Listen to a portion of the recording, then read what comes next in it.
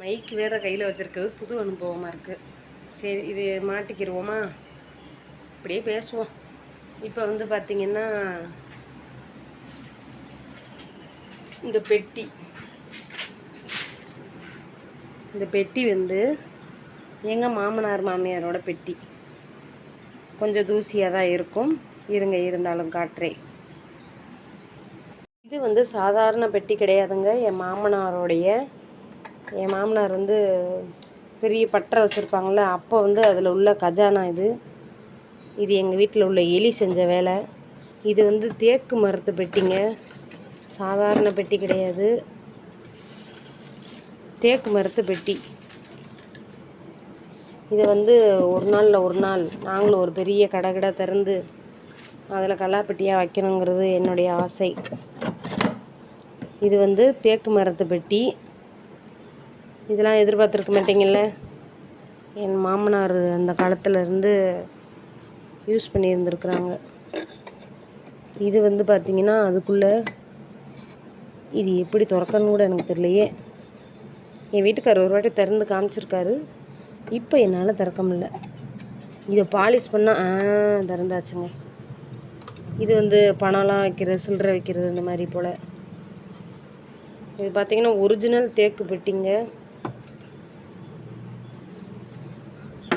Original தேக்கு மரத்துலேயே அந்த காலத்துலேயே செஞ்சுருக்காங்க, பார்த்துக்கோங்க. இதை கொஞ்சம் சுத்தம் பண்ணி எடுத்து வைக்கணும். ஒரிஜினல் தேக்கு மரத்து பெட்டி. இங்கே வீட்டில் எலி இருக்கிறதுனால வீட்டை சுற்றி உங்களுக்கு ஏற்கனவே தெரியும், வேலியாக இருக்கா. அதனால் இப்படி தாங்க. இது என் மாமியாரோட இட்லி பானை. அவங்க வந்து எதாவது விசேஷம் அந்த மாதிரினா இந்த இட்லி பானையில் தான் வந்து இட்லி ஊற்றி கொடுப்பாங்க. சொந்த பந்தத்தில் ஏதாவது யார் வீட்டில் விசேஷனாலும் இங்கே தான் வந்து இட்லி பானை வாங்கிட்டு போவாங்க. இப்போ எங்களுக்கு வைக்க இடம் இல்லை, அதனால் பராமரிப்பு இல்லாமல் இருக்குது. இதை வந்து தொடச்சி ஒரு துணியில் கட்டி வைக்கணும். உங்களுக்கு எப்படி இருந்துச்சுன்னு காமிச்சிடணும்ல, அதுக்காக. இதுவும் பார்த்திங்கன்னா அவங்களோட மரம், டேபிள் தான், ஒரிஜினல் மரம். எல்லாம் எங்கள் வீடு இப்படி தாங்க இருக்கும், பால் அடைஞ்சு. இது வந்து எங்கள் மாமியாரோட பீரோ. மேலே பார்த்திங்கன்னா தெரியும், இன்னும் இந்த சூட் கேஸ் வச்சுருக்காங்க. இங்கே 3 சூட் கேஸு, எங்கள் மாமனாரோட சூட் கேஸ். பார்த்தீங்களா? இந்த வீட்டில் யார் வீட்டிலலாம் இன்னும் இந்த சூட்கேஸ் வச்சுருக்கீங்கன்னு கமெண்ட்டில் சொல்லுங்கள்.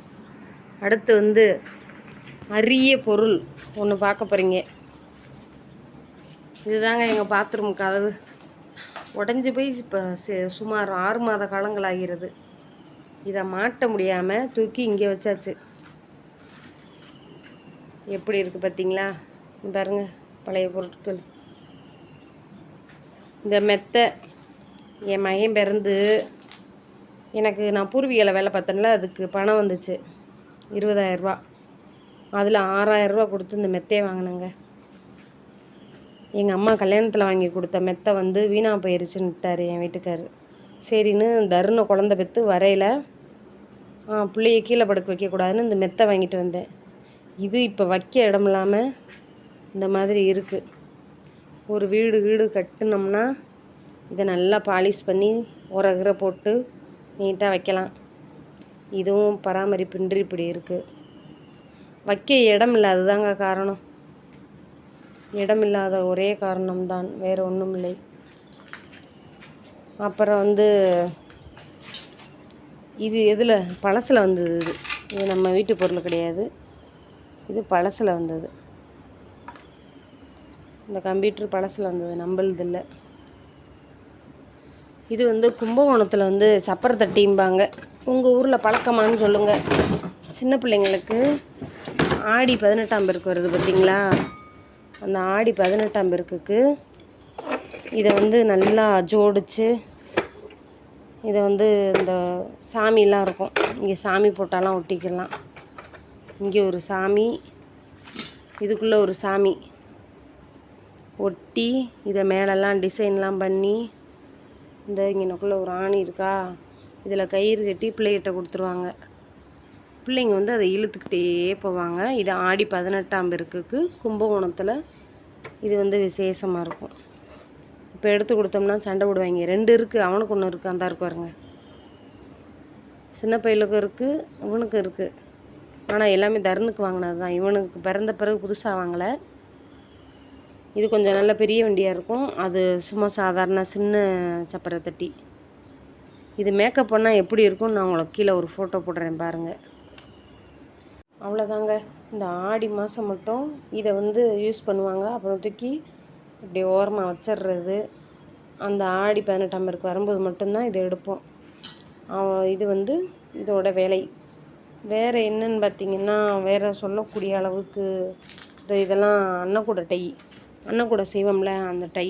இதில் தகடை வச்சு இந்த சேப்புக்கு அப்படியே அன்னக்கூடை தள்ளுவாங்க. இது சின்ன அன்னக்கூடை. இது வந்து குழம்பு குண்டா அந்த மாதிரி செய்கிறது. அது மாதிரி பாருங்கள், நிறைய இருக்கும். இப்போ நாங்கள் தகடு எடுக்க பணம் இல்லாதனால இதெல்லாம் அப்படியே பராமரிப்பு இல்லாமல் இருக்குங்க. இன்றைக்கி வீடியோவில் நம்ம இதை தான் பார்க்க வந்தோம். பார்த்தாச்சு. சில பல அரிய பொருட்களை எல்லாம் பார்த்துருப்பீங்க. இன்னும் இருக்குது, நான் இன்னொரு நாள் காட்டுறேன்.